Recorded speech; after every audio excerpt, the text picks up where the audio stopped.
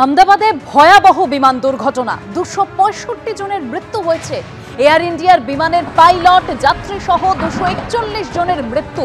বিমান ভেঙে আরো 24 জনের মৃত্যু হয়েছে আর এখনো নিখোঁজ বেশ কয়েকজন। ধ্বংসস্তূপে পরিণত হয়েছে আহমেদাবাদের মেঘানী নগরের বিজে মেডিকেলের হস্টেল, যে হস্টেলের উপর ভেঙে পড়েছিল বিমানটি। একেবারে সেই মুহূর্তের যে ভয়াবহ, যে আতঙ্কের পরিস্থিতি, যেভাবে আগুন ধরে গিয়েছে একদিকে, সেই ছবি আপনাদের সামনে রেখেছি। এনডিআরএফ এর সঙ্গে ধ্বংসস্তূপে সিভিল ডিফেন্স অর্থাৎ একই সঙ্গে উদ্ধার কাজ চালানো হচ্ছে। আহমেদাবাদ পুলিশ ধ্বংসের এলাকায় গেলেন প্রধানমন্ত্রী এবং হাসপাতালে গিয়ে কথাও বলেছেন আহতদের সঙ্গে। একেবারে প্রধানমন্ত্রী নরেন্দ্র মোদী তিনি আজ আহমেদাবাদে যেখানে বিমান দুর্ঘটনা ঘটেছে সেই ঘটনাস্থলে গিয়েছিলেন এবং হাসপাতালে গিয়ে আহতদের সঙ্গে কথাও বলেছেন। যাদের যাদের মৃত্যু হয়েছে সেখানে বিমানের কেবিন ক্রু থেকে শুরু করে যাত্রীরা, প্রত্যেকের ছবি আপনাদের সামনে রেখেছি। দীপক পাঠক কেবিন ক্রু এবং যাদের মৃত্যু হয়েছে তাদের প্রত্যেকের ছবি, এই বিমান দুর্ঘটনায় মৃত্যু হয়েছে তাদের প্রত্যেকের ছবি আপনাদের সামনে রেখেছি। 265 জনের মৃত্যু হয়েছে। এয়ার ইন্ডিয়ার বিমানের পাইলট যাত্রী সহ 241 জনের মৃত্যু আর বিমান ভেঙে আরো 24 জনের মৃত্যু হয়েছে।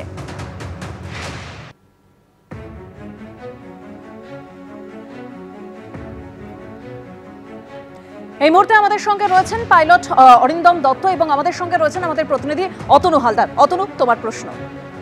দেখো, তোমাকে প্রথমেই যেটা বলি সেটা হচ্ছে যে বিমান দুর্ঘটনার কারণ এখনো খুঁজে পাওয়া যায়নি এবং সেটা অনুসন্ধানের কাজ শুরু হয়েছে। তুমি জানো যে এই ধরনের বিমান দুর্ঘটনার ক্ষেত্রে তদন্তে প্রথম আসে ডিজিসিএ, কারণ এয়ারপোর্টের যে সেফটির দিকটা সেটা দেখার দায়িত্ব হচ্ছে ডিজিসিএর, এবং ডিজিসিএ কোনো এই ধরনের বিমান ঘটনা ঘটলে পরে তারা তদন্ত শুরু করে এবং তারপর যদি দেখা যায় যে কোথাও কোনো নাশকতার অ্যাঙ্গেল রয়েছে সেক্ষেত্রে তখন ব্যুরো অফ সিভিল অ্যাভিয়েশন সিকিউরিটিকে দায়িত্ব দেওয়া হয়। তার কারণ আকাশপথের নিরাপত্তার দায়িত্বের পুরো দায়িত্ব হচ্ছে এই ব্যুরো অফ সিভিল অ্যাভিয়েশন সিকিউরিটির। এখন যে এই বিমান দুর্ঘটনার প্রাথমিক তদন্তে নেমে কোনো যান্ত্রিক ত্রুটি ছিল কি না সেই দিকটাই আগে খতিয়ে দেখা হচ্ছে এবং তার জন্য তুমি জানো যে ব্ল্যাক বক্স, এবং সেই ব্ল্যাক বক্সের দুটো পার্ট থাকে, একটা ককপিট ভয়েস রেকর্ডার এবং আর একটা ফ্লাইট ডেটা রেকর্ডার। এইগুলোর খোঁজ চলছে, তার মধ্যে একটা অংশের খোঁজ পাওয়া গেছে আর একটা অংশেরও খোঁজ পাওয়া যায় বলে যারা তদন্ত করছেন তারা আশা করছেন। এখন এই পুরো হচ্ছে কি এই মুহূর্তে গোটা বিষয়টা দাঁড়িয়ে রয়েছে।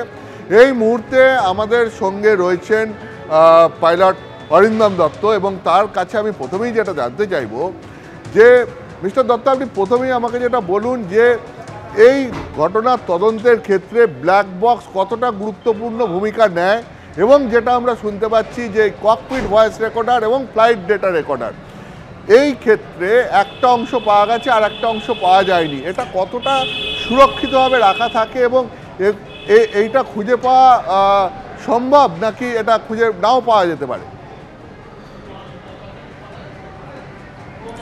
না, এটা মেন ইনভেস্টিগেশন করতে গেলে আপনার ব্ল্যাক বক্স, এটার নামেই ব্ল্যাক বক্স, কার্যত এটা গাঢ় কমলা রঙের হয়। যে কোনো ডিজাস্টার ম্যানেজমেন্টের আপনি ড্রেসই দেখবেন অরেঞ্জ রঙের, বিকজ এটা খুব তাড়াতাড়ি চোখে পড়ে। এবার ব্ল্যাক বক্সের কথায় আসি। ব্ল্যাক বক্স সামনের দিকে থাকে এবং আফটের দিকে থাকে, মানে পেছনের দিকে থাকে। ব্ল্যাক বক্সের সমস্ত কিছু রেকর্ড হয়, যেমন আপনার ককপিটে কী কথাবার্তা হচ্ছে সেগুলো যেমন রেকর্ড হয় পুঙ্খানুপুঙ্খ, মানে একটা পিন পড়লে সেই আওয়াজও রেকর্ড হয়। আর ডেটা কি, আপনি এয়ারক্রাফটটা যখন থেকে পুশ করছেন, সেই যখন নিজের পাওয়ারে শুরু করলো তার ট্যাক্সি, সেখান থেকে শুরু হয়, যখন আপনি ইঞ্জিনটা অফ করছেন তখন অবধি রেকর্ড হয়। That means minute to minute এটা রেকর্ড করতে থাকে।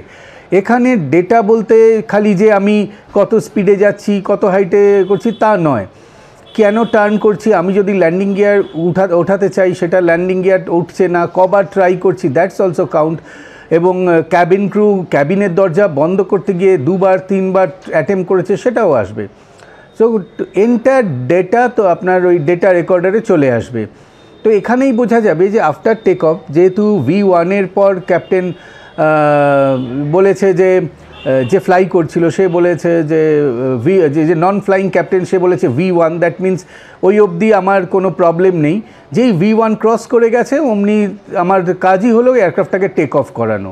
তো সে টেক অফ করেছে, এই যে V1 অবধি গেছে তাতে কোনো অসুবিধা নেই, সেটাও ব্ল্যাক বক্সে আসবে।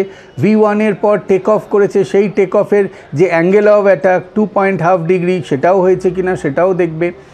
এবং আফটার দ্যাট নেক্সট কাজ হলো ল্যান্ডিং গিয়ার আপ, সেটা করতে গিয়ে কতটা সেটা কেউ করতে গেছে কি না, সেটা করার আগে কোনো গন্ডগোল হয়েছে কিনা, সমস্ত কিছু ডেটা রেকর্ডারে চলে আসবে। So it's a very vital, without data recorder means black box.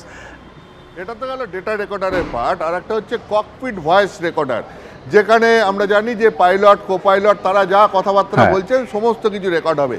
এক্ষেত্রে আমি আপনার কাছে যেটা জানতে চাইবো যে ফ্লাইটটি টেক অফ করার 30 সেকেন্ডের মধ্যে ভেঙে পড়ে এবং তার মধ্যে পাইলট মেডে কল দেন এবং তারপর এটিসি যখন ফের পাইলটের সঙ্গে যোগাযোগ করার চেষ্টা করে আর যোগাযোগ করতে পারেনি, তার কারণ ততক্ষণে ফ্লাইটটা ভেঙে পড়েছে।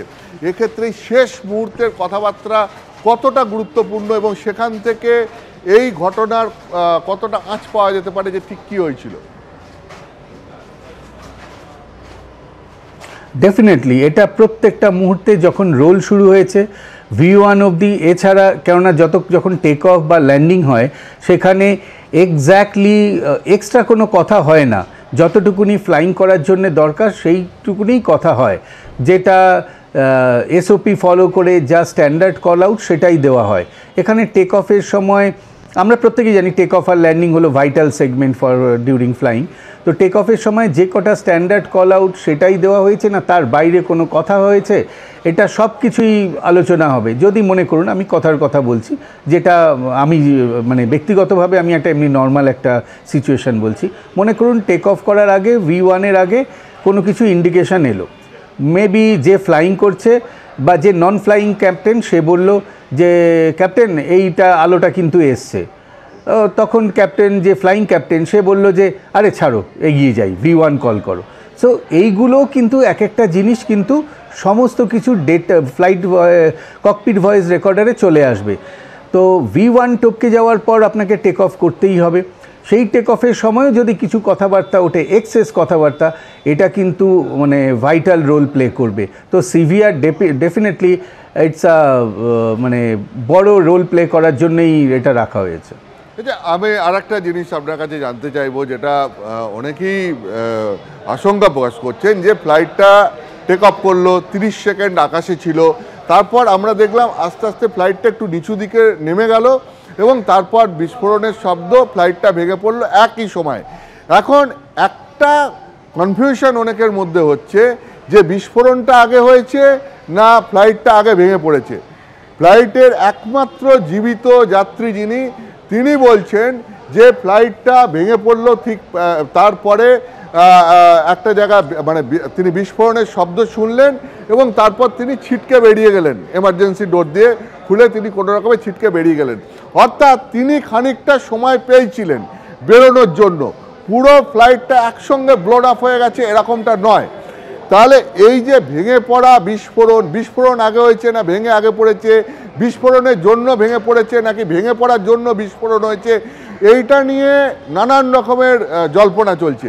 এটা নিয়ে আপনি কি বলবেন? প্রথমত যে আপনি বলছেন কি 30 সেকেন্ডের পর এটা আস্তে আস্তে ডিটোরিয়েট করতে থাকে, মেন প্রবলেম হলো যে আপনার তখনও ল্যান্ডিং গিয়ারটা ডাউন ছিল। একটা এয়ারক্রাফট, যে কোনো এয়ারক্রাফট ল্যান্ডিং গিয়ার থাকলে কিন্তু প্রচুর ড্র্যাগ ক্রিয়েট হয়, যেই জন্যে আপনি কিন্তু লিফট পাবেন না। যেহেতু আপনি লিফট পাননি সেই জন্যে কিন্তু আপনি এক্সট্রা পাওয়ারও পাননি। যে লিফট না পাওয়ার জন্য এক্সট্রা পাওয়ার যখন এলো না, তখন কিন্তু এয়ারক্রাফটটা আস্তে আস্তে ডিসেন্ড করতে থাকে। ডিসেন্ড হার্ডলি 600 ফিট থেকে, সেটা ডিসেন্ড বলার থেকে স্টল বলা বেটার। স্টল কি, একটা ইটকে যদি ওপর থেকে ফেলে দেন যেভাবে পড়ে, সেটাকেই আমরা মানে টেকনিক্যালি স্টল বলে থাকি। তো এক্ষেত্রে স্টল হয়েছে এয়ারক্রাফটটা, আর স্টল হওয়ার পর এয়ারক্রাফটটা আগে পড়েছে, তার 2 ডানা ভর্তি উইং ভর্তি ফিউল, যে ফিউল হলো এভিয়েশন গ্যাসোলিন, যেটা আমরা জেনারেলি হোয়াইট কেরোসিন বলে থাকি নর্মালি। তো এভিয়েশন গ্যাসোলিন এত হাইলি ইনফ্লেমেবল যে ওর নেচারটাই ওরকম যে আপনি যদি একটু ওর মধ্যে হাত ডুবিয়ে তুলে রাখেন, সাথে সাথে ওটা স্পিরিটের থেকেও তাড়াতাড়ি ওটা ইভাপোরেট হয়ে যাবে। তো এই রকম একটা দাহ্য বস্তু আপনার দুটো উইং ভর্তি রয়েছে, প্রায় 90 থেকে 100 টন, মেবি ওটা কালকে আমি শুনলাম ওটা আরও বেশি। যেটাই হোক, মানে 100 টনের একটা দাহ্য বস্তু আপনি নিয়ে চলছেন, যেটা সামান্য স্পার্কেই ক্যাচ করবে ফায়ার, এবং একটা বিরাট আগুনের বল হবে। তো এয়ারক্রাফট যখনই পড়ার সাথে সাথে প্রথমে ভেঙেছে, দেন ইট ক্যাচেস দ্য ফায়ার। সো আগে পড়েছে, এটাই স্বাভাবিক, কেন দুম করে ভেঙে কখনো মানে আগুন লেগে ভাঙতে পারেনি সেই সময়, এটা পড়েছে। তারপরেই অতগুলো ফিউল নিয়ে যখন 2 ট্যাঙ্ক দুদিকে পড়েছে, এটা আগুন লেগেছে, একটা বিরাট হিউজ ফায়ার বল বেরিয়েছে, নট ইভেন ওয়ান, অনেক দুটো দেখলাম বড় বড় ফায়ার বল বেরিয়েছে। এইখানে আপনার কাছে একটা জানতে চাইবো, এই কথাটা কালকে থেকেই চলছে যে হয়তো উনি ল্যান্ডিং গিয়ার আপ করতে পারেননি, তার মানে কি এরকম যে এমন কোনো টেকনিক্যাল ফল্ট হয়েছিল যার জন্য বিমানের এই যে কারিগরি সিস্টেম সেটা কোনো কারণে অকেজো হয়ে গেছিল?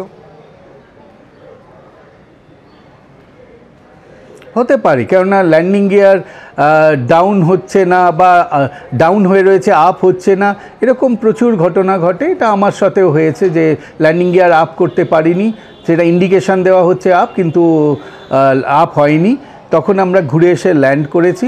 সেরকম হতে পারে, এরকম ঘটনা নর্মাল। কিন্তু এর সাথে সাথে অন্যান্য কি হয়েছে বা কোনো টেকনিক্যাল গ্লিচ হয়েছে কি না সেটাও জানতে হবে। ইঞ্জিনিয়ার যখন সাইন করে দেয় অল ইজ ওকে, তখন পাইলটসও সেটাকে অ্যাকসেপ্ট করে। তো তারপরেও, কেননা এটা একটা মেশিন, আমরা সব সময় মেশিনকে কন্ট্রোল করি, যেদিন মেশিন আমাদের কন্ট্রোল করতে থাকবে সেদিন কিন্তু আমরা টোটালি আউট অফ কন্ট্রোল হয়ে যাব। সো যদি একটা মেশিনকে ইঞ্জিনিয়ার বলে দিল ওকে, পাইলট সেটা দেখে বুঝলো হ্যাঁ ঠিক আছে, তারপর সে নিয়ে গেছে, দ্যাট মিনস সব কিছু ওকে হিসেবেই অ্যাকসেপ্টেড। তারপর ফ্লাইং করার পর যদি কিছু একটা গ্লিচ বেরোয়, সেটা এয়ারে কখনো কিছু মানে যদি কিছু বড় কিছু ঘটনা ঘটে, যেমন আমরা বলি না, একটা আইস বলকে যদি আপনি আইসের ওপর রোল করে দেন, সেটা গড়াতে গড়াতে বড় আকার নেয়। যদি কোনো একটা গ্লিচ হয়, সেটাকে কেউ ওভারলুক করলো, তারপর আরেকজন সেটাকে ওভারলুক করলো, করতে করতে একটা বড় কোনো ঘটনা ঘটেছে। তো এরকমও হতে পারে। তো যতক্ষণ না কোনো ব্ল্যাক বক্স থেকে কিছু উদ্ধার হচ্ছে, ততক্ষণ আমার পক্ষে টেকনিক্যাল বা এটা হিউম্যান এরার না ওয়েদার না বার্ড হিট কোনোটাই বলা সম্ভব নয়। বাট এটা টেকনিক্যালি একটা যখন ল্যান্ডিং গিয়ার ডাউন ছিল, এটা কিন্তু একটা ভয়াবহ ব্যাপার। ধন্যবাদ, অনেক ধন্যবাদ আপনাকে। অর্থাৎ বোঝাই যাচ্ছে যে যতক্ষণ পর্যন্ত না ব্ল্যাক বক্সের দুটো পার্ট, অর্থাৎ ককপিট ভয়েস রেকর্ডার এবং ফ্লাইট ডেটা রেকর্ডার, এই দুটো উদ্ধার হচ্ছে এবং এই দুটোকে নিয়ে বিশেষজ্ঞরা বিশ্লেষণ করে দেখছেন যে ঠিক ফ্লাইটটি ভেঙে পড়ার ঠিক আগের মুহূর্তে এই ফ্লাইটটি কী অবস্থায় ছিল, কী পরিস্থিতি তৈরি হয়েছিল, সেইগুলো যতক্ষণ না বিবেচনা করে বিশ্লেষণ করে দেখা যাচ্ছে, ততক্ষণ পর্যন্ত এই ব্যাপারে নিশ্চিত হওয়া যাবে না। ফলে আমাদের অপেক্ষা করতে হবে, এবং যেটা বিশেষজ্ঞরা মনে করছেন যে খুব শীঘ্রই এই ফ্লাইটের ব্ল্যাক বক্সে দুটো পার্ট, যার একটা পার্ট পাওয়া গেছে, একটা পার্ট এখনও খুঁজে পাওয়া যায়নি, সেগুলো এমনভাবেই সুরক্ষিত অবস্থায় থাকে যে দ্বিতীয় পার্টটাও খুঁজে পাওয়া যাবে, এরকমটাই আশা করছেন বিশেষজ্ঞরা। এবং তারপর দুটো পার্ট খুঁজে পাওয়ার পর সেগুলোকে নিয়ে তার অ্যানালিসিস করার পরই গোটা বিষয়টা সম্পর্কে একটা ধারণা পাওয়া যাবে যে কী কারণে এই ভয়াবহ বিমান দুর্ঘটনা ঘটল। ধন্যবাদ অতনু।